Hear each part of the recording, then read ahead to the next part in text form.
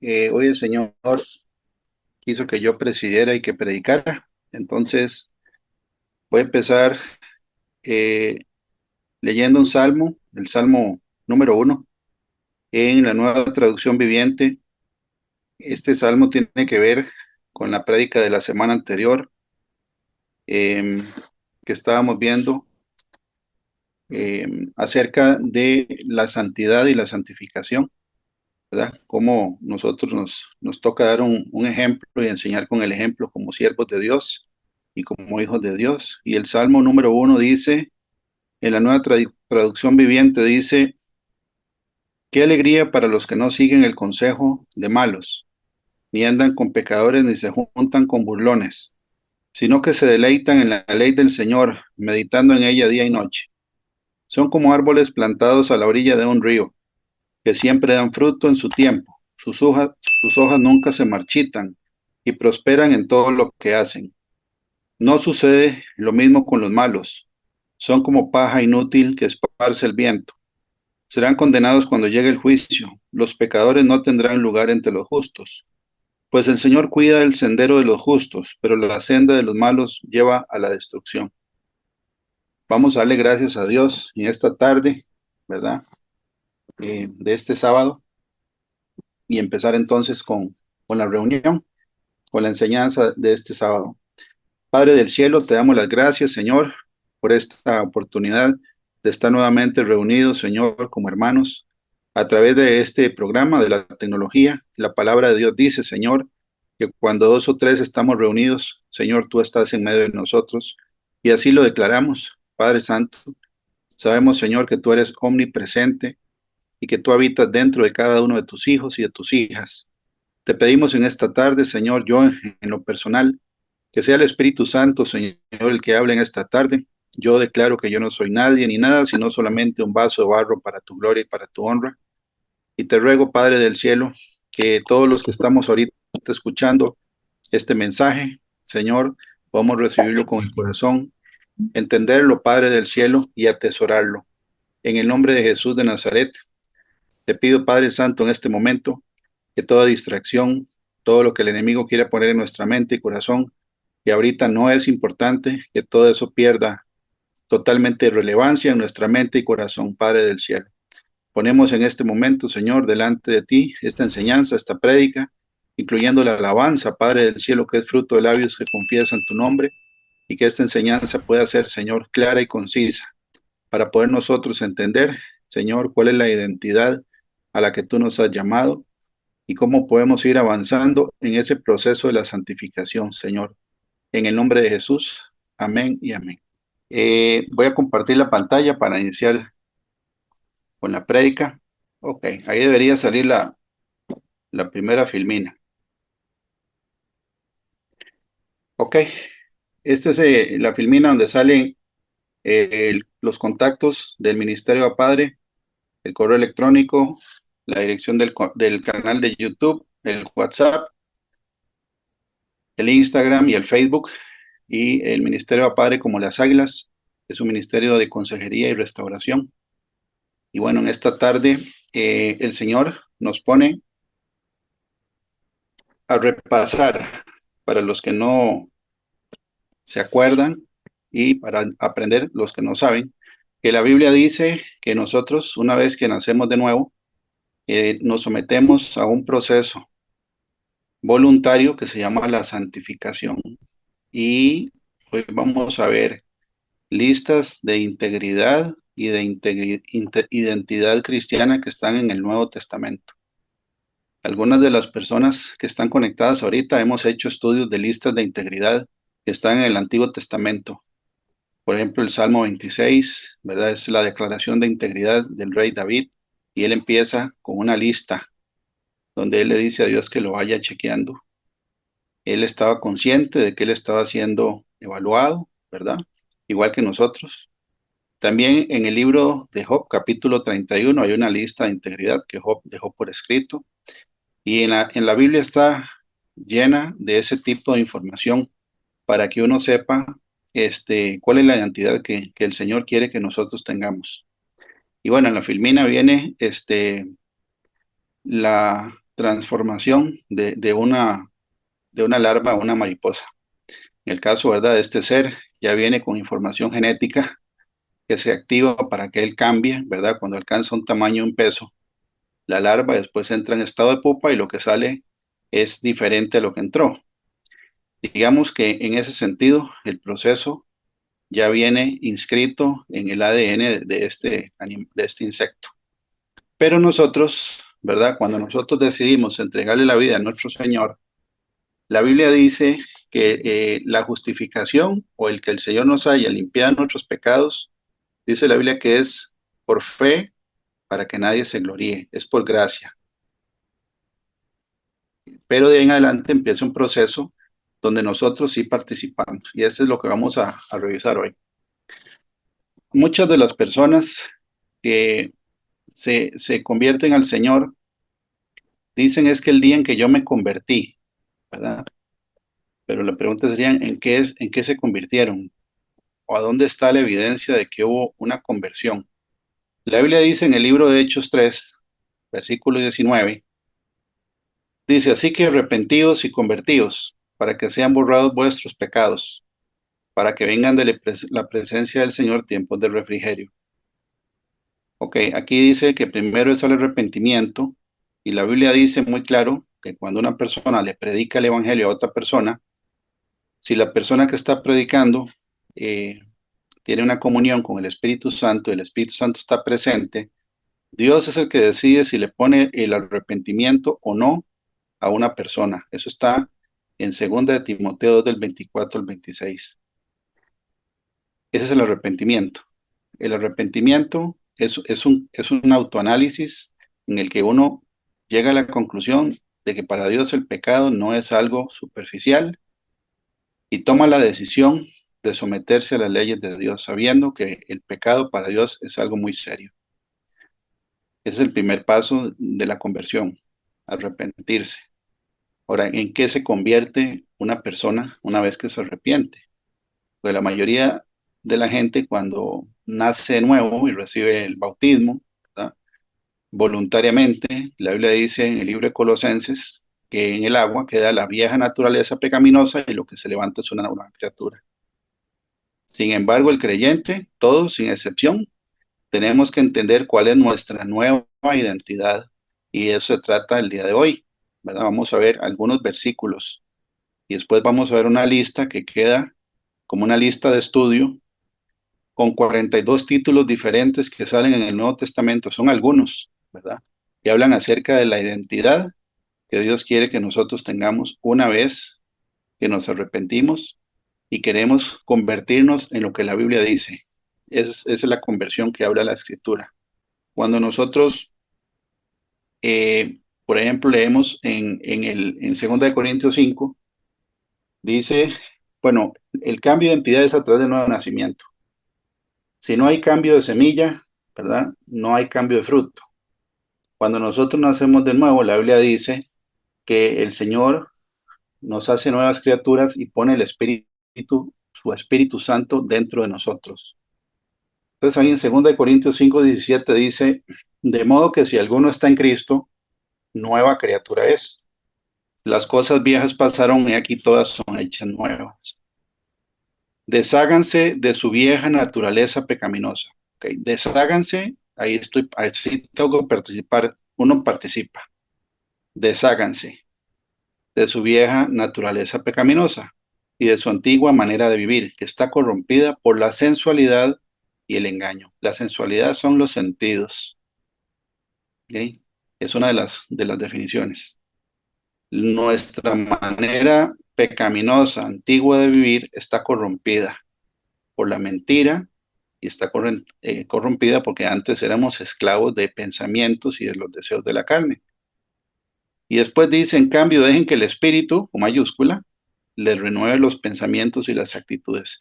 Entonces tiene que haber un cambio en la manera en que yo como cristiano pienso.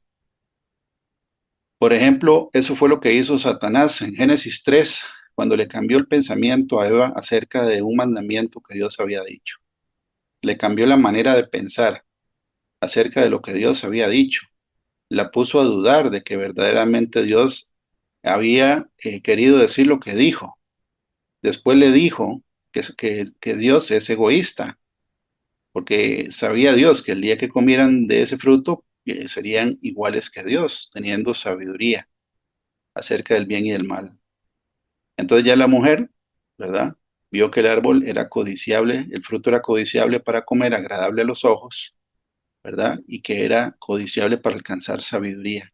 Le cambió la manera de pensar y en adelante estamos metidos, ¿verdad?, en un problema. La Biblia dice que es el Espíritu de Dios cuando entra un creyente que nos empieza a renovar los pensamientos y las actitudes, actitudes con C, no con P. Actitudes es la manera en que yo percibo la palabra de Dios, no como algo que es,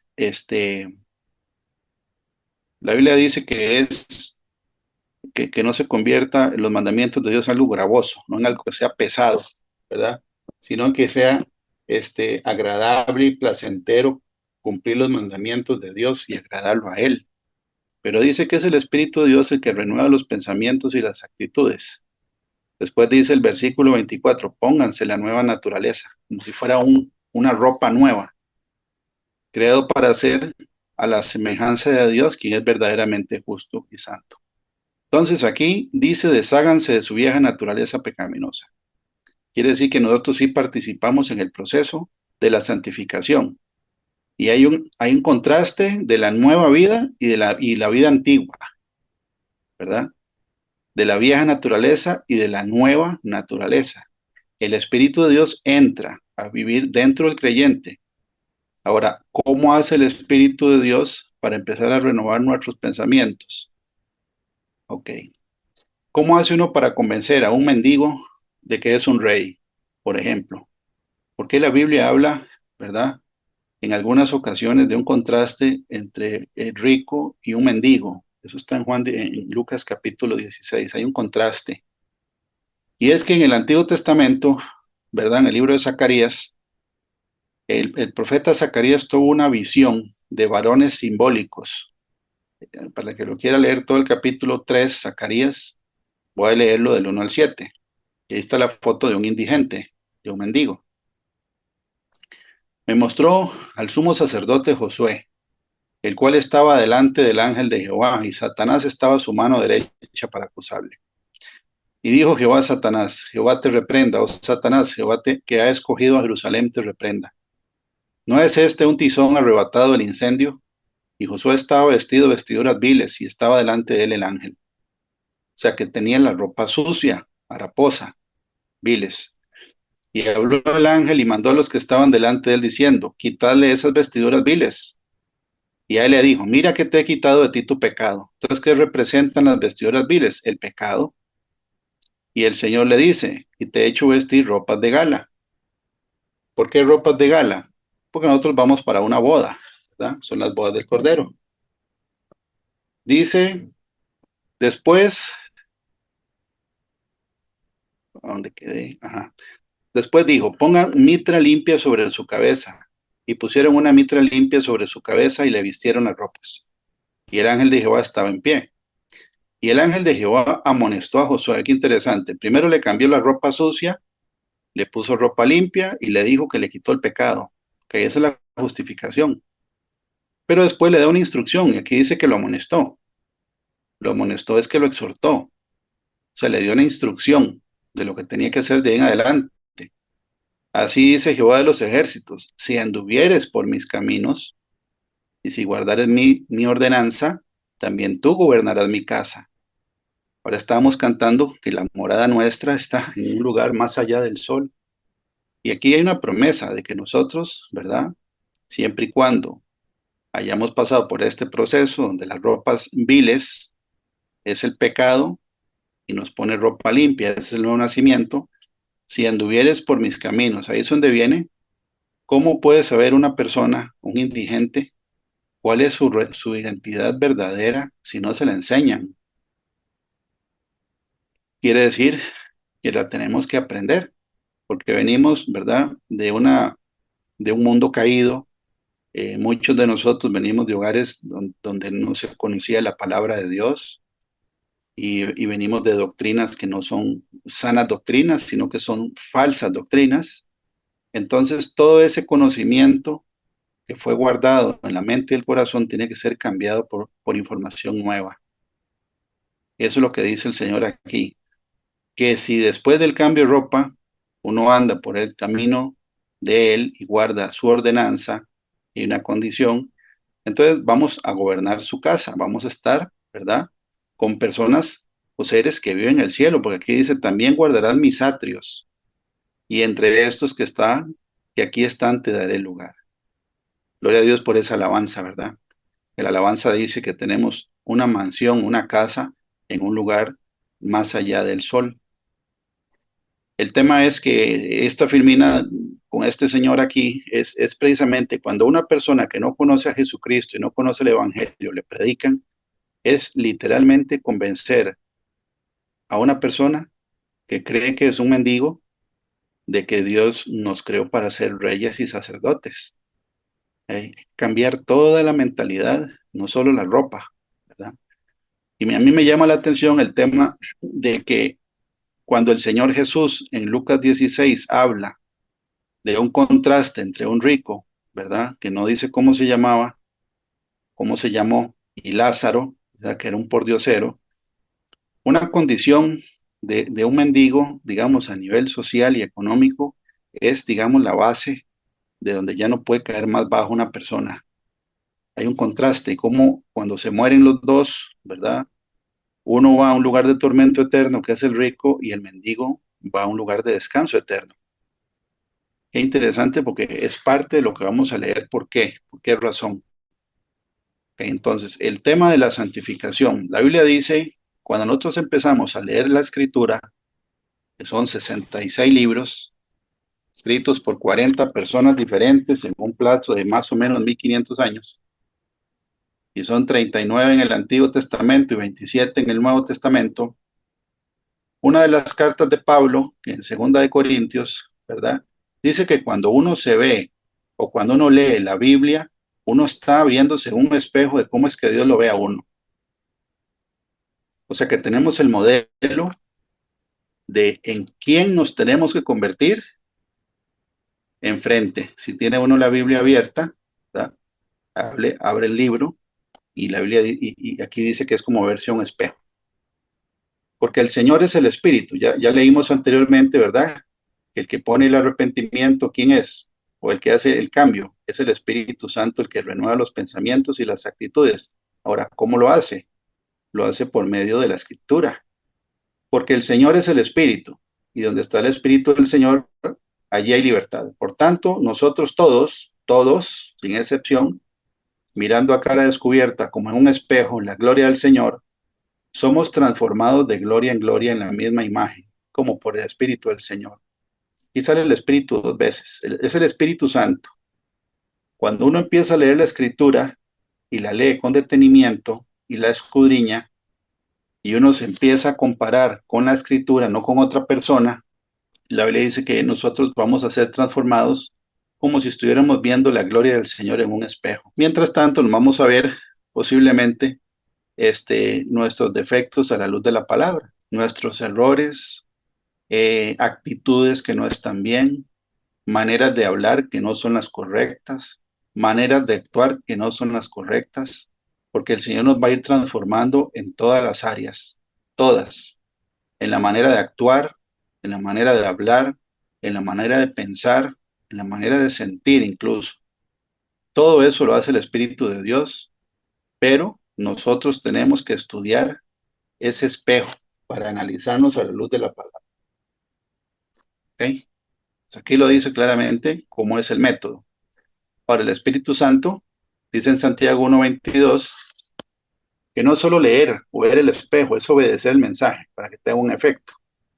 En la traducción al lenguaje actual dice en Santiago 1:22 al 25, obedezcan el mensaje de Dios. Si lo escuchan, pero no lo obedecen, se engañan a ustedes mismos.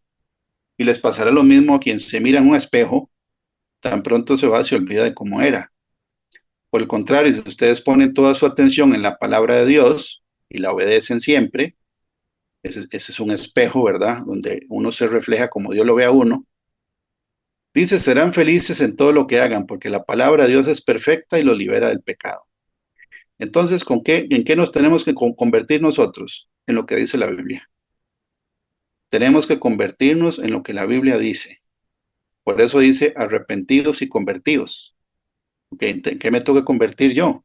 Yo me tengo que convertir en una persona que es una nueva criatura con el Espíritu Santo adentro, ayudándome a través de la palabra a cambiar formas de actuar, formas de hablar, formas de pensar, formas de sentir, de reaccionar, de todo, porque todos tenemos que convertirnos, ¿verdad?, en lo que dice la Escritura. ¿Cuál es el modelo a seguir? El Señor Jesucristo. El Señor Jesucristo es el modelo a seguir, parecernos cada día más al Señor Jesucristo. Entonces aquí dice, ¿verdad?, que si uno no hace lo que dice la Biblia y pone un ejemplo, es como verse al espejo, después uno se va, se olvida cómo era. ¿Eso qué significa? Que ya uno se empieza a autojustificar.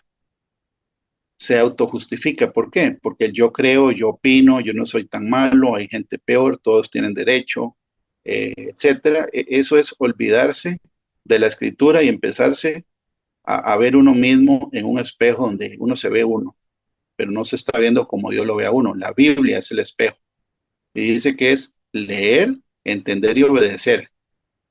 ¿Para qué? Para que entonces uno vaya avanzando en la santificación. Aquí vienen una serie de filminas donde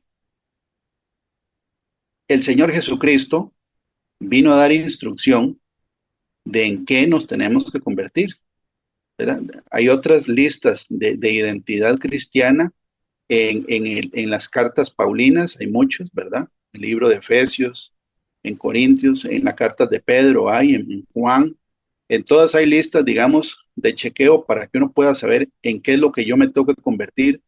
Y también hay listas donde yo puedo revisar en lo que yo no tengo que convertirme, porque también hay un contraste.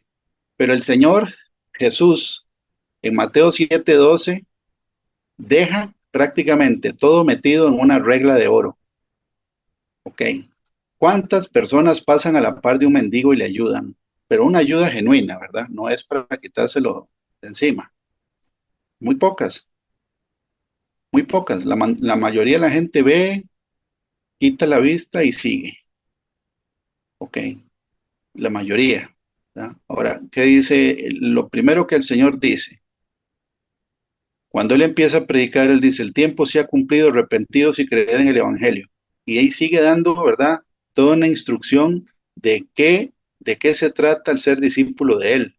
Pero aquí dice, así que todas las cosas que queráis que los hombres hagan con vosotros, así también haced vosotros con ellos, porque esto es la ley y los profetas. Y está haciendo un resumen de todo el Antiguo Testamento. Es ponerse en los zapatos, si es que tiene el otro, ¿verdad? Porque hay gente que no tiene, un mendigo no tiene zapatos, es ponerse en el lugar de la otra persona y tratar a la gente como uno quiere que lo traten a uno. Es el primer cambio, ¿verdad?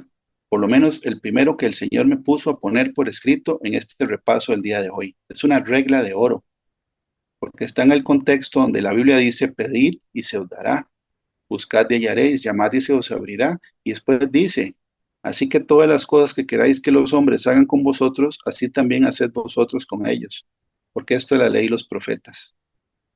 Eso quiere decir que la primera regla que el Señor da es que yo tengo que salirme del yo, de la comodidad y de mi egoísmo y egocentrismo, y que yo, mi, y empezar a pensar en los demás, porque eso fue lo que Jesús hizo, y Jesús es Dios. Entonces Él vino a darnos ejemplo, lo vimos en la prédica anterior. Entonces, este es para meditar. Prácticamente aquí cabe absolutamente todo lo que vamos a ver hoy, ¿verdad? En el sentido de que a quién le gusta que lo maltraten, a quién le gusta que lo insulten, a quién le gusten que lo juzguen sin que lo dejen explicar de qué se trata lo que uno dijo, quiso decir o hizo. A quién le gusta que le roben, que le mienten, que lo ignoren, que lo menosprecien. A quién le gusta que lo desprecien. A quién le gusta que lo ignoren como si una persona fuera invisible o inservible o inútil. Por eso es que pone el ejemplo de un mendigo. Porque hay personas que a nivel social son invisibles para las otras. En cambio, el Señor lo primero que nos dice hoy es eso, es ese segmento, el que uno tiene que considerar que existe y también salirse del yo para uno no ser una persona egoísta, sino que tenemos nosotros el modelo a seguir que es el Señor Jesucristo. La regla de oro, ¿ok? Seguimos. Actitud de humildad y mansedumbre, esa es otra. El Señor lo dijo. Estos son versículos que el Señor Jesús dijo. Ok, Él dice, llevad mi yugo sobre vosotros y aprended de mí. Bueno, está diciéndolo, o sea, pon atención a cómo soy yo, dice el Señor, que soy manso y humilde de corazón, y hallaréis descanso para vuestras almas. ¿Qué es ser una persona con mansedumbre? Una persona con mansedumbre es la que no se deja llevar por el enojo, por la ira. No es que no se enoje. Hay un versículo que dice, airaos, pero no pequéis. ¿Verdad? El problema es cuando uno se deja llevar por la ira y ataca, insulta, golpea, maldice a la persona que lo está maltratando de palabra o como sea que esté maltratándolo a uno. ¿Ok? Mansedumbre. Dice que es también una virtud para moderar la ira, ¿verdad?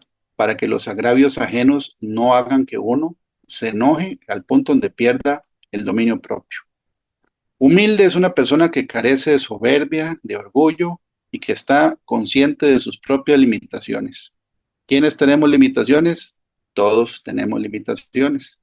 ¿Hay alguien perfecto? Se llama el Señor Jesucristo. La humildad es un requisito para que el Señor escuche y esté cerca de un creyente. Dice que Dios al altivo lo ve de lejos y que a un corazón, ¿verdad? Contrito y humillado, Él no va a despreciar jamás. Y dice que Él nos dio ejemplo. Entonces, si hay problemas con mansedumbre, que lo opuesto, ¿verdad? Sería una persona irascible, una persona que maltrata, una persona que es soberbia, que cuando se enoja es muy grosera, muy concha o concho, ¿verdad? Entonces tenemos que cambiar eso. ¿Quién nos va a ayudar? El Espíritu de Dios. La humildad es estar consciente de las propias limitaciones de uno y que la Biblia dice, ¿verdad? Que cada uno estime a su prójimo como superior a él. Y es una manera, ¿verdad? Muy sabia de parte de Dios de hacer que no haya competencias en una congregación de ningún tipo, porque todos tenemos dones, todos tenemos ministerios, todos tenemos lo que Dios nos ha dado a nosotros, cada uno. Y después pone una analogía, una comparación, dice, de cierto digo que si no os volvéis y os hacéis como niños, no entraréis en el reino de los cielos. Así que cualquiera que se humille como este niño es el mayor en el reino de los cielos. Aquí la palabra quiere decir humilde. Un niño se puede pelear con otro y al ratito están jugando. No, no, es muy difícil que un niño de pequeñito sea rencoroso, ¿verdad? Vengativo, eh, tenga el tema, si un niño ocupa algo, lo pide. Si un niño no entiende, pregunta, ¿verdad? Es la actitud de la pureza y de la comunicación y tener un corazón sencillo delante de Dios. La Biblia dice que lo opuesto a esto, a la humildad y la mansedumbre, eso viene de una antigua naturaleza. Antes, ya no. Tenemos un llamado a servir a los demás, no a que nos sirvan a nosotros. Ok, esto también lo dijo el Señor Jesús. No estamos todavía en las cartas paulinas, estamos en frases e información que dio el Señor personalmente.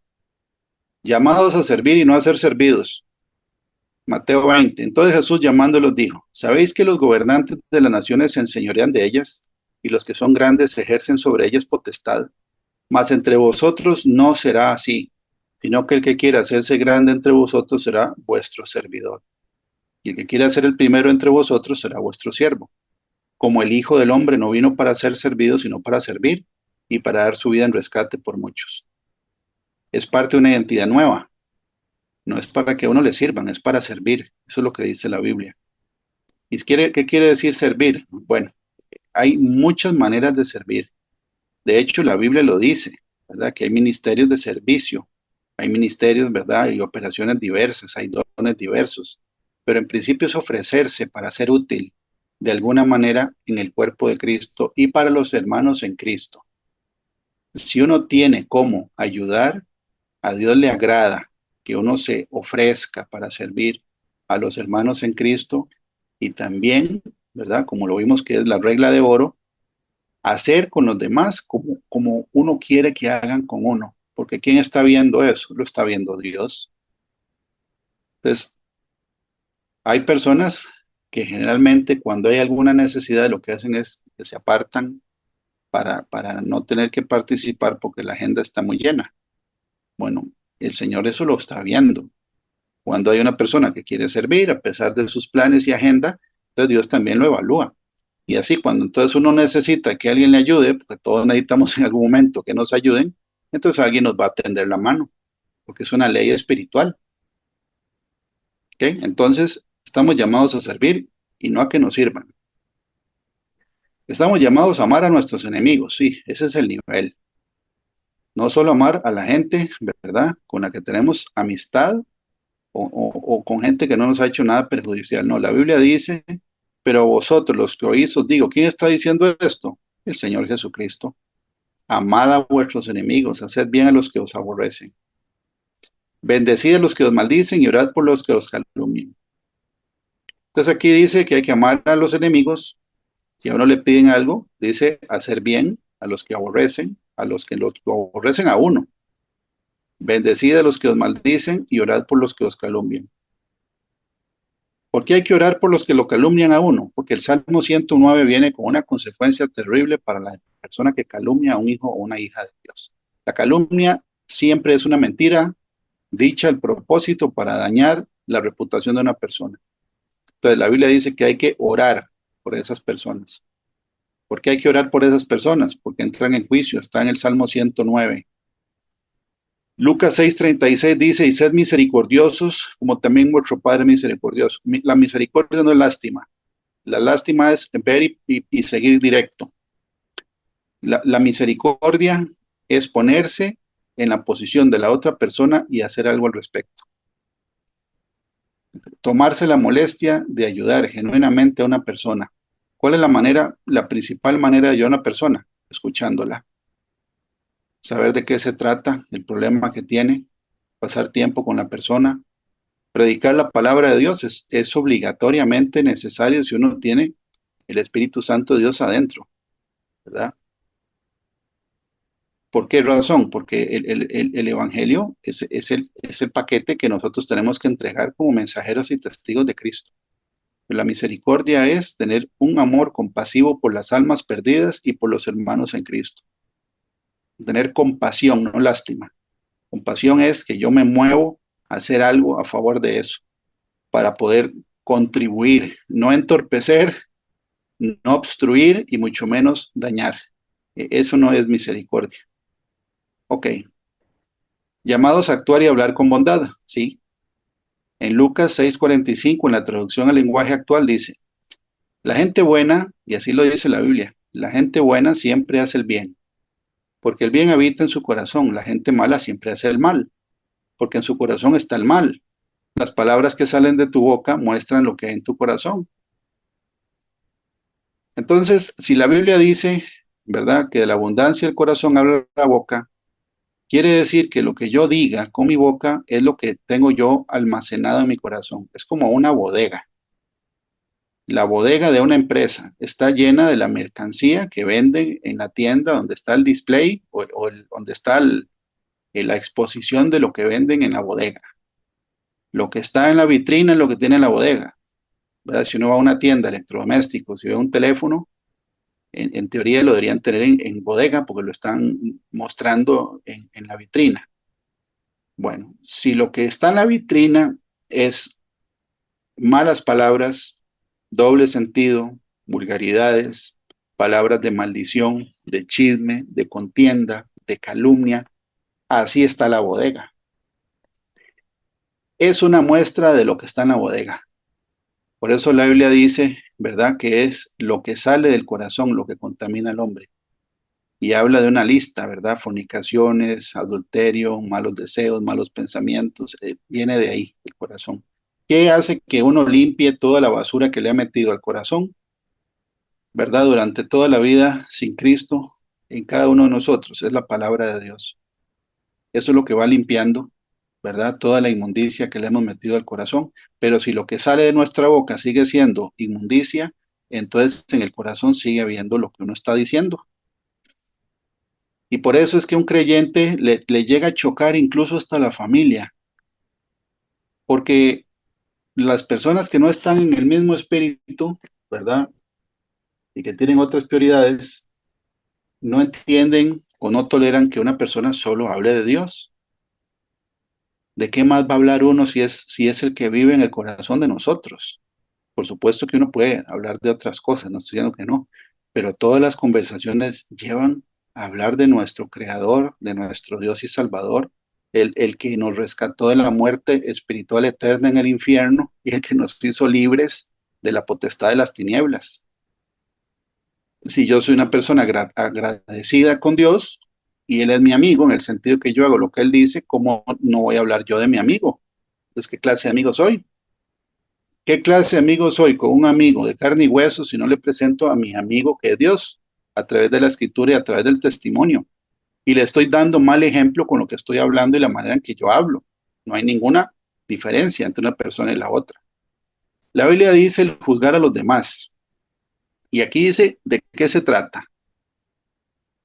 En Lucas 6:37, en la traducción lenguaje actual, dice, Jesús también les dijo, esto lo dijo Jesús, no se conviertan en jueces de los demás. Y Dios no los juzgará a ustedes. No sean duros con los demás y Dios no será duro con ustedes. Perdonen a los demás y Dios los perdonará a ustedes. Esto no quiere decir que yo no pueda exhortar a una persona. ¿Ok? Yo, o me pueden exhortar a mí, por supuesto. Pero aquí dice cuál es el procedimiento. Lucas 6:41-42. ¿Por qué te fijas en lo malo que hacen otros y no te das cuenta de las muchas cosas malas que haces tú? Es como si te fijaras que en el ojo de alguien hay una basurita y no te dieras cuenta que en el tuyo hay una rama.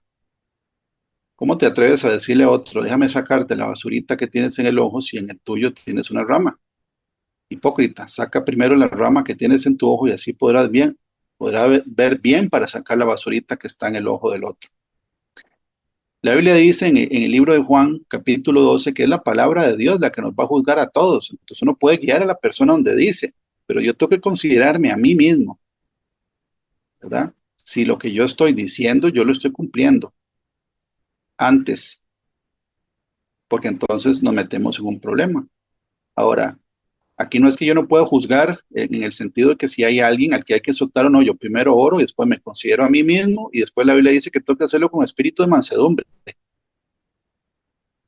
¿Ok? Pero enterrar a alguien, ¿verdad? Enterrarlo de un solo, eso solo lo hace Dios. Nosotros somos portadores de buenas noticias. Sí, hay que mantener la firmeza en la palabra, porque la misericordia es tener amor compasivo por las almas perdidas y la verdad es decir lo que está escrito. Yo no puedo comprometer la verdad. La verdad está escrito. La forma en que yo lo diga, eso sí lo puedo moderar. Y es la forma, lo que dice aquí, considerándome yo primero. Somos llamados a ser testigos de Cristo. Y ahí es donde viene que una persona agradecida, que ha sido rescatada de una condición de ser un indigente, por ejemplo, es una analogía, ¿verdad? Es un ejemplo. Una persona que no tiene un lugar donde vivir, que no tiene comida, que no tiene vestido, que está enfermo, que está en el piso, que está sucio, que nadie es invisible. Estoy hablando de Lucas 16, ¿verdad? Y también de casos de la vida cotidiana. Si llega alguien y se interesa genuinamente por esa persona, averigua de qué se trata su condición, ¿verdad? Porque está en Lucas 1. Lucas, el que escribió el libro de Hechos, cuando él empieza a escribir el Evangelio que lleva su nombre, él le dedica el Evangelio a Teófilo, que era un médico. Teófilo significa amigo de Dios, esa es la etimología, ¿verdad? Y Lucas es el portador de luz o de buenas noticias. Y él dice que él antes de escribir el Evangelio, él se fue a investigar diligentemente todas las cosas desde el origen. Entonces, ¿cómo hago yo para poderle ayudar a una persona que está en una condición de abandono? Me intereso genuinamente por saber cuál es el origen del problema. No es llegar a poner una curita, ¿verdad? La lepra. No, es informarme. Eso está en el libro de Job también dice que Job decía que parte de su integridad era que él se informaba diligentemente de todo asunto. ¿Ok? Entonces, Cuando una persona, alguien hace algo genuino por uno y lo ayuda y lo saca de esa condición, que puede ser un siervo, una sierva de Dios utilizado por el Espíritu Santo, entonces la gratitud y la lealtad empiezan a florecer en una persona que estaba muerta en vida, al punto donde esa gratitud hace que uno quiera compartir el mensaje con todas las personas porque uno entendió de qué se trata el mensaje y qué fue lo que hicieron por uno.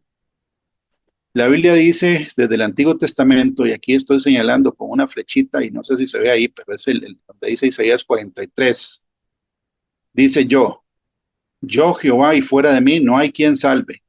Yo anuncié y salvé, hice oír, y no hubo entre vosotros Dios ajeno. Vosotros pues sois mis testigos, dice Jehová, que yo soy Dios. ¿Testigos de quién? De Dios. ¿Y qué vamos a testificar? Que Jehová es Dios. Ahora, en el Nuevo Testamento, en el libro de Hechos, Jesús se lo dice a los apóstoles, ¿verdad? Dice, Jesús está hablando, pero recibiréis poder cuando haya venido sobre vosotros el Espíritu Santo. Ahora, ¿para qué vamos a recibir el poder? Para ser testigos. ¿En qué lugares? Bueno, aquí les digo Jerusalén, en toda Judea, en Samaria, y hasta lo último de la tierra, aquí más o menos estamos nosotros, si nos vamos desde el otro lado, ¿verdad? Del planeta. Esta es toda la tierra, para ser testigos de Él. Entonces, somos llamados a tener una entidad de testigos. La palabra testigo en griego, martureo, de ahí viene la palabra mártir. De ahí viene la palabra mártir. ¿Qué testigo, verdad? ¿Qué mayor testimonio una persona de defender en lo que cree que pagar o pagar con su vida o dar su vida por una verdad? Hace unos días estaba viendo un video de un hombre que es periodista y está en un foro, él explicando o le estaba preguntando al auditorio, que eran otros periodistas, que cuál era el precio de cada uno de ellos, que si eran 2 millones de dólares, si eran 10 millones de dólares, si eran 100 millones de dólares, ¿verdad? Entonces él mismo decía que si una persona tenía un precio, ¿verdad? O estaba dispuesto a venderse por un precio, estaba a la venta. Simplemente que no se había dado cuenta que estaba a la venta. Y él pone una comparación y dice que ya cualquiera que sea el enemigo, ya sea espiritual o legal o físico, se va a aprovechar de esa debilidad de que sí tiene un precio.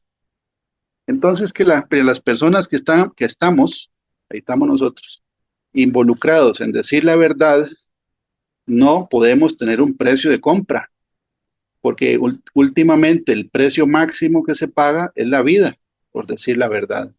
Eso lo hizo nuestro Señor Jesucristo. ¿Será que ese es el nivel que Él espera de nosotros? Sí, está en la Biblia. Y viene la palabra testigo, martureo, de donde viene la palabra mártir. Cuando nosotros estamos predicando la palabra de Dios y el Señor está presente, entonces es un trabajo en equipo donde testifica Él juntamente con uno. Hebreos 2:4. Testifica, si uno está testificando a favor de Él y es un testigo, ¿verdad? Que está tratando de agradarle a Él, porque aquí nadie es perfecto, nadie de aquí es perfecto, pero el Señor espera de nosotros que vayamos avanzando en santificación. Entonces, cuando uno predica, el Señor testifica juntamente. ¿Cómo? Con señales. ¿Cuáles señales hay? Hay 5 señales, ¿verdad? En Marcos capítulo 16. Ahí estas señales seguirán a los que creen. Prodigios, que son eventos sobrenaturales. Diversos milagros y repartimientos del Espíritu Santo. ¿Según quién? Según su voluntad, según la voluntad del Espíritu Santo. Él sabrá cómo testifica. A veces testifica con un sueño, para que la persona sepa que el mensaje que recibió sí viene de Dios. Porque Dios puede usar a cualquier persona. En el Antiguo Testamento usó hasta un burro para hablar. Entonces, digamos, si el burrito está haciendo las cosas bien, entonces el Señor testifica de que el burrito es un burrito certificado y por él y que el mensaje que está diciendo el burrito es cierto, que viene de él. Entonces él testifica. Es un trabajo en equipo. Entonces, parte de la identidad nuestra es ser testigos. Si nosotros no estamos siendo testigos de Cristo, ¿verdad? Y llevando el evangelio a los perdidos, no estamos ejecutando lo que Dios nos da de que nosotros somos sus hijos. Este versículo lo puso el Señor hoy en la madrugada. Y también nos recordó en la madrugada de hoy, ¿verdad? Que tenemos una casa en el cielo. También dice Juan 14:2, en la casa de mi padre muchas moradas hay. Si así no fuera, yo lo hubiera dicho. Voy pues a preparar lugar para vosotros. Y también nos recordó, mirad cuál amor nos ha dado el Padre, es el que está en la filmina, para que seamos llamados hijos de Dios. Por esto el mundo no nos conoce, porque no le conoció a Él. Aquí dice la palabra conocer. ¿Por qué dice que no, el mundo no nos conoce? La palabra conocer, ¿verdad? En el griego original, también significa entender o determinar. Conforme uno vaya avanzando en la fe, el mundo, que es una estructura política, económica, social, de entretenimiento, redes sociales, licores, sustancias, etcétera, cada vez vamos a ser más desconocidos para esa estructura. Y tampoco es que nos quieran conocer, más bien el mundo nos aparta. ¿Por qué? Porque es parte de lo que es ser hijo de Dios en la tierra. Nosotros no somos parte del mundo, pero somos hijos de Dios. Entonces, ¿cuál es la identidad de una persona cuando le predican? Hay que explicarle a un mendigo, ¿verdad?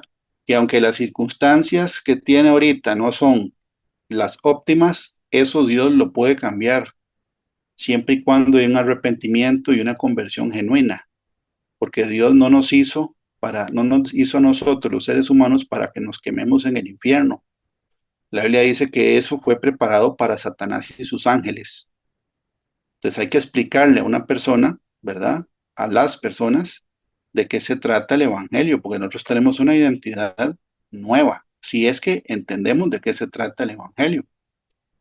Ahora, aquí, esta prédica obviamente está siendo grabada y va a estar disponible en el canal de YouTube. Igual, si quieren tomarle una foto, son 3 de estas, o sea, 3 filminas que vienen con listas. Y son algunos. Puse algunos textos de estudio, porque si no hay que poner toda la Biblia, ¿verdad? Cosa que es cierto, hay que leérsela toda. Pero digamos que está acomodada estos 42 títulos de una manera en que está ordenada, en el orden en que están los libros en el Nuevo Testamento. Empezando, ¿verdad? Por Efesios. Entonces, por ejemplo, cuando uno lee la nueva vida en Cristo, ¿verdad? Y lo lee en Efesios, ahí hay una lista de características de cuál es mi identidad nueva en Cristo. Andad como hijos de luz en Efesios 5, ahí lo dice. Es otra lista de la identidad que Dios espera para uno. Someteos los unos a los otros, está en Efesios 5.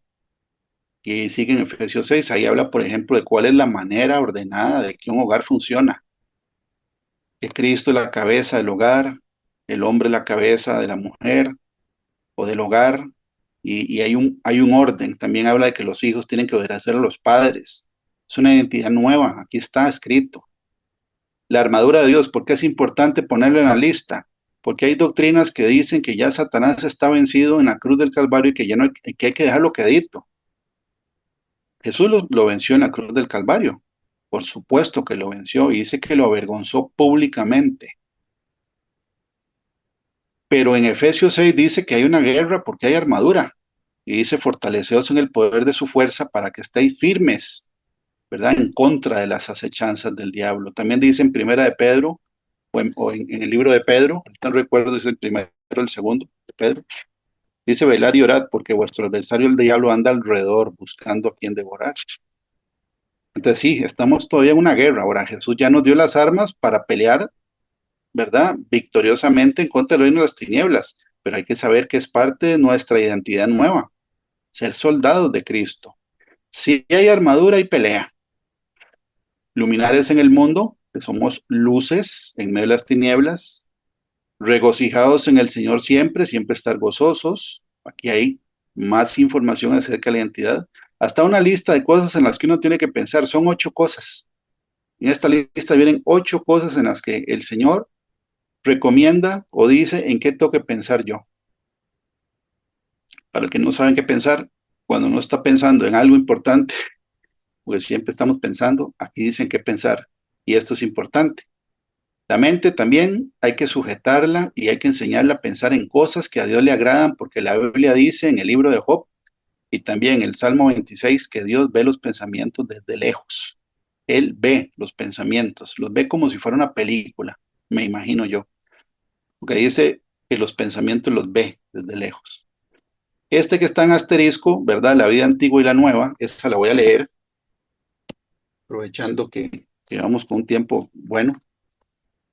Hay un título, lo voy a leer en la nueva traducción viviente. Colosenses 3 del 15 al 17 dice, vida nueva con Cristo. Ya que han resucitado a una vida nueva con Cristo, pongan la mira en las verdades del cielo, donde Cristo está sentado en el lugar de honor a la derecha de Dios. Piensen en las cosas del cielo, no en las de la tierra, pues ustedes han muerto a esta vida y su verdadera vida está escondida con Cristo en Dios. Cuando Cristo, quien es la vida de ustedes, sea revelado a todo el mundo, ustedes participarán de toda su gloria. Así que hagan morir las cosas pecaminosas y terrenales que acechan dentro de ustedes. No tengan nada que ver con la inmoralidad sexual, la impureza, las bajas pasiones y los malos deseos. No sean avaros, pues la persona avara es idólatra, porque adora las cosas de este mundo. A causa de esos pecados viene la furia de Dios. Ustedes solían hacer esas cosas cuando su vida aún formaba parte de este mundo, pero ahora es el momento de eliminar el enojo, la furia, el comportamiento malicioso, la calumnia, el lenguaje sucio. No se mientan unos a otros, porque ustedes ya se han quitado la vieja naturaleza pecaminosa y todos sus actos perversos. Vístanse con la nueva naturaleza y se renovarán a medida que aprendan a conocer a su Creador y se parezcan más a Él. En esta vida nueva no importa si uno es judío o gentil, si está o no circuncidado, si es inculto, incivilizado, esclavo o libre. Cristo es lo único que importa y Él vive en todos nosotros. Dado que Dios los eligió para que sean su pueblo santo y amado por Él, ustedes tienen que vestirse de tierna compasión, bondad, humildad, gentileza y paciencia. Sean comprensivos con las faltas de los demás y perdonen a todo el que los ofenda. Recuerden que el Señor los perdonó a ustedes, así que ustedes deben perdonar a otros. Sobre todo vístanse de amor, lo cual nos une a todos en perfecta armonía, y que la paz que viene de Cristo gobierne en sus corazones, pues como miembros de un mismo cuerpo, ustedes son llamados a vivir en paz y sean siempre agradecidos. Que el mensaje de Cristo, esa parte es importante, y sea siempre agradecidos. Que el mensaje de Cristo con toda su riqueza llene sus vidas. Enséñense y aconséjense unos a otros con toda la sabiduría que Él da. Canten salmos e himnos y canciones espirituales a Dios con un corazón agradecido. Aquí dice qué tipo de canciones hay que cantar. Y todo lo que hagan y digan, háganlo como representantes del Señor Jesús y den gracias a Dios el Padre por medio de él. Qué bonito. Aquí hay una lista. Estoy leyendo apenas una, ¿verdad? Una de las que viene aquí. ¿Okay? Después dice deberes sociales de la nueva vida. Esto es muy interesante. Deberes sociales de la nueva vida. Entonces, hasta cosas a nivel social le explica la Biblia de cómo uno tiene que comportarse. La vida que agrada a Dios, el deber de trabajar, es una obligación, está por escrito, es parte de la identidad del creyente. Deberes hacia los demás, muy importante para que la lean. 1 Timoteo 5, el 1 al 6. Aquí incluso dice qué tipo de personas son las que tienen que recibir ayuda en una iglesia. Porque son deberes, es un deber ayudar a un segmento que la Biblia le dice menesterosos, viudas y huérfanos. Ok, está aquí, en 1 Timoteo 5, del 1 al 6. Y aquí hay información acerca de nuestra identidad. Ok, la que sigue, un obrero aprobado. Entonces aquí dice cómo ser un obrero aprobado, quiere decir que hay requisitos. Carácter de los hombres en los postreros días. Cuando uno empieza a leer esta lista, uno dice, esta lista es gente que no ha nacido de nuevo. No. La lista habla de el carácter de gente que dice que es cristiana en los últimos tiempos. Y dice que son amadores de sí mismos, traidores, infatuados, impetuosos, desobedientes a los padres, malagradecidos. Y ahí sigue la lista y sigue la lista y la lista. Entonces, Si yo leo eso, entonces yo puedo chequear si yo estoy en la lista o si tengo algo de esa lista, porque entonces tengo que corregirlo. Es parte de la identidad del cristiano, sí, no estar en esta lista. Pero aquí en esta lista dice que son personas que predican la palabra de Dios y dice que se meten a seducir personas a las casas. O sea, que usan la palabra de Dios para meterse a casas a seducir, ¿verdad? Está por escrito. Justificados por gracia, advertencia al que peca deliberadamente, sí. Aquí hay una advertencia, porque la identidad nuestra es andar en el temor de Jehová y saber que no es lo mismo pecar ocasionalmente que un pecado que se hace sin que a uno ya le importen las consecuencias y de una manera voluntaria, ¿verdad? Seguirlo haciendo. Eso es deliberadamente. La fe, ¿verdad? Capítulo 11 de Hebreos, y pone los ejemplos de gente que vivió antes que nosotros, que ejercitaron su fe y están las historias de cada uno, ¿verdad? Para que uno sepa que uno puede tomarlos de ejemplo. Puesto los ojos en Jesús, este es la disciplina, ¿verdad? Y ahí la explica en Hebreos 12, del 1 al 11, cómo es y por qué es que Dios nos disciplina. A todos nos va a disciplinar. Y dice la Biblia que la disciplina no es un motivo para estar contento, sino que es motivo de tristeza, pero dice que después da el fruto apacible en los que hemos sido ejercitados en ella. Todos vamos a pasar por disciplina. Es parte, es parte, ¿verdad? De la identidad de un cristiano, es ser disciplinable. ¿Qué es ser disciplinable? Que acepte una disciplina, ¿verdad? Que acepte una disciplina cuando está fundamentada en algo que es demostrable, que el Espíritu de Dios esté presente y que la persona que lo está exhortando a uno tenga frutos, porque la confiabilidad de una persona se demuestra con los frutos, ¿verdad? Deberes cristianos, otra lista muy interesante, dice deberes, hacedores de la palabra, no solo oidores, hacedores de la palabra, amonestación contra la parcialidad, eso es que no haya favoritismo, que uno sea parejo, eso se llama equidad, en el proverbio se llama equidad, que sea equitativo. La Biblia dice que Dios hace juicio sin parcialidad, que Él no hace acepción de personas. La fe sin obras es muerta, parte de la identidad. La lengua la puso en mayúscula, ¿verdad? Santiago 3, muy importante. ¿Qué dice Dios acerca de este miembro tan pequeño que dice la Biblia que puede encender un fuego, un incendio en un bosque? La sabiduría de lo alto, hay un contraste, porque aquí después viene la sabiduría que viene del diablo, la amistad con el mundo. El libro de Santiago tiene mucho. Si uno ve aquí la lista a la derecha, la columna, en Santiago hay bastante información acerca de la identidad de un creyente. La paciencia, ¿sí? Viene en Santiago 5, ¿verdad? Ser pacientes y pone el ejemplo de Job. Una esperanza viva. Y la última, llamamiento a una vida santa. En Pedro, ven, en primera de Pedro, aquel día en la prédica anterior yo les dije que había mucho material en la primera carta de Pedro. Recordando que Pedro fue pedido por el diablo para ser zarandeado.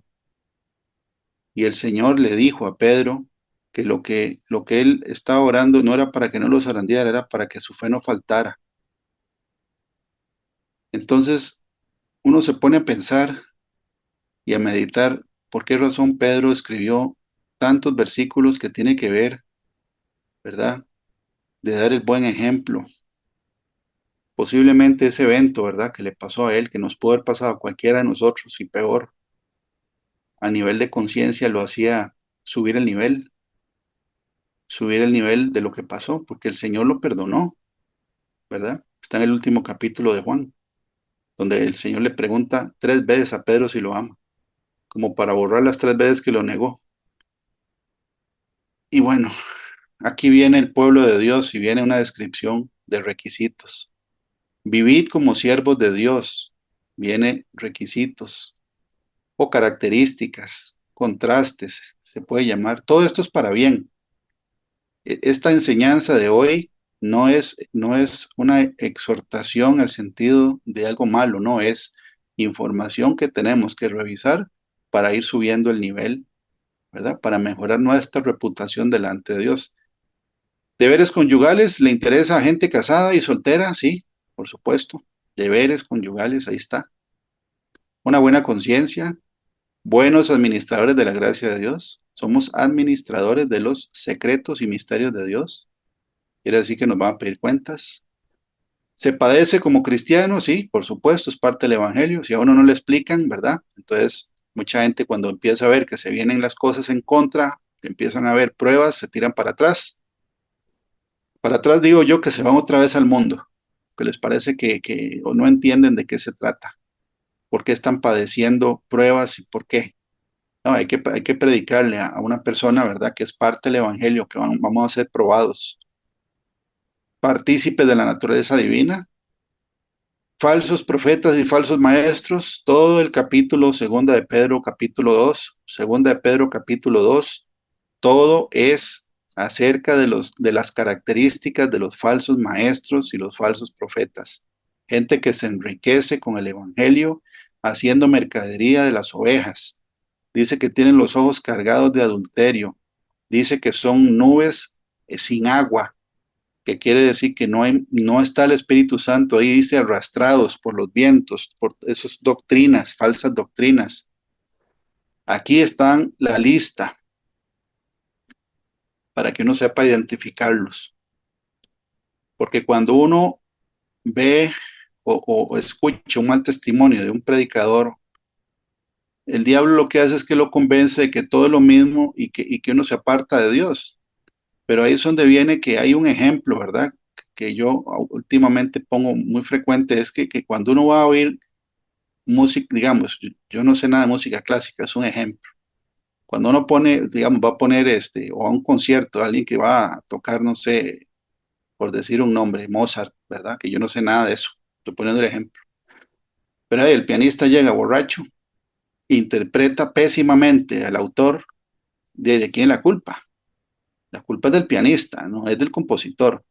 Ahora, Satanás sí mete al autor, ¿verdad? Que en este caso es Dios, y al intérprete en la misma gaveta. Pero entonces uno tiene que saber que sí existen las características de los malos intérpretes, para que después uno lo que haga es que no meta a Dios en el problema, porque el que falló o el que falla es el hombre, no Dios. ¿Ok? Entonces es importante tener eso claro, porque aquí hay identidad de gente que no tiene una identidad correcta. Hijos de Dios, esto lo voy a leer de último. Dios es amor, sí, Dios es amor. También aquí dice que es fuego consumidor, o sea que es Dios, ¿verdad? La fe que vence al mundo, el conocimiento de la vida eterna, permanecer en la doctrina de Cristo. Estas dos últimas tienen que ver con doctrina. Y Judas, ¿verdad? Que no es Judas Iscariote, es otro, el que está antes de Apocalipsis. Él escribió todo su librito, pues, es pequeñito, pero todo tiene que ver con el tema de los falsos maestros y falsos profetas. O sea que segunda de Pedro 2 y todo el libro de Judas se leen juntos. Entonces se complementan. Son 42 los que vienen en esta lista. Voy a leer, ¿verdad? Donde dice hijos de Dios. Miren con cuánto amor nos ama nuestro Padre, que nos llama sus hijos. Y esto es lo que somos. Pero la gente de este mundo no reconoce que somos hijos de Dios, porque no lo conocen a Él. Queridos amigos, queridos amigos, ya somos hijos de Dios, pero Él todavía no nos ha mostrado lo que seremos cuando Cristo venga. Pero sí sabemos que seremos como Él, porque lo veremos tal como Él es. Y todos los que tienen esta gran expectativa se mantendrán puros, así como Él es puro. Todo el que peca viola la ley de Dios, porque todo pecado va en contra de la ley de Dios. Y ustedes saben que Jesús vino a quitar nuestros pecados, y en Él no hay pecado. Todo el que siga viviendo en Él no pecará, pero todo el que sigue pecando no lo conoce ni entiende quién es Él. Queridos hijos, no dejen que nadie los engañe acerca de lo siguiente. Cuando una persona hace lo correcto, demuestra que es justa, así como Cristo es justo. Sin embargo, cuando alguien sigue pecando, demuestra que pertenece al diablo, el cual peca desde el principio. Pero el Hijo de Dios vino para destruir las obras del diablo. Los que han nacido en la familia de Dios no se caracterizan por practicar el pecado, porque La vida de Dios está en ellos. Así que no pueden seguir pecando porque son hijos de Dios. Por lo tanto, podemos identificar a quienes son hijos de Dios y quienes son hijos del diablo. Todo el que no se conduce con rectitud y no ama a los creyentes, no pertenece a Dios. Este es el mensaje que ustedes han oído desde el principio, que nos amemos unos a otros. No debemos ser como Caín, quien pertenecía al maligno y mató a su hermano. ¿Por qué lo mató? Porque Caín hacía lo malo y su hermano lo recto. Así que, amados hermanos, no se sorprendan si el mundo los odia. Si amamos a nuestros hermanos creyentes, eso demuestra que hemos pasado de muerte a vida. Pero el que no tiene amor sigue muerto. Todo el que odia a su hermano en el fondo de su corazón es un asesino. Y ustedes saben que ningún asesino tiene la vida eterna en él. Conocemos conocemos lo que es el amor verdadero, porque Jesús entregó su vida por nosotros. De manera que nosotros también tenemos que dar la vida por nuestros hermanos. Si alguien tiene suficiente dinero para vivir bien y ve a un hermano en necesidad, pero no le demuestra compasión, ¿cómo puede estar el amor de Dios en esa persona? Queridos hijos, que nuestro amor no quede solo en palabras. Mostremos la verdad por medio de nuestras acciones. Nuestras acciones demostrarán que pertenecemos a la verdad. Entonces estaremos confiados cuando estemos delante de Dios. Aun si nos sentimos culpables, Dios es superior a nuestros sentimientos y Él lo sabe todo.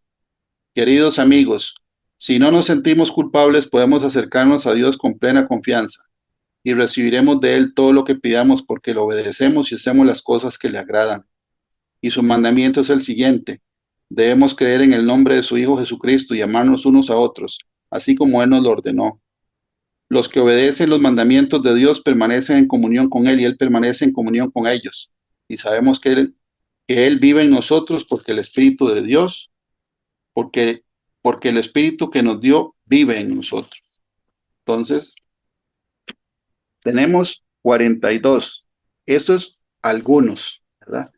Pero esta lista que está en estas tres filminas es una lista eh, para poder nosotros estudiar cuál es la identidad que el Señor quiere que nosotros tengamos, porque tenemos que convertirnos en lo que dice el libro. Bueno, ahora oramos para despedir entonces la reunión. Padre del cielo, en el nombre de Jesús, te damos las gracias, Señor, por este día, por esta enseñanza que pones, por estos, Señor, versículos que estás dando, Padre, para estudio, para poder nosotros, Señor, aprender cuál es la identidad que tú tienes para nosotros, qué es lo que hay que desechar, Señor, en qué áreas, Señor, es que tú quieres que nosotros, Padre del cielo, mejoremos en acciones, en actitudes, en quitar de nosotros el egoísmo, Señor. Ese versículo, Padre, que tú pones en Mateo, Señor, en que en eso se resume la ley y los profetas, de que así como uno quiere que hagan común con uno, así hay que hacer con los demás. Es un resumen, Señor, del trato al prójimo.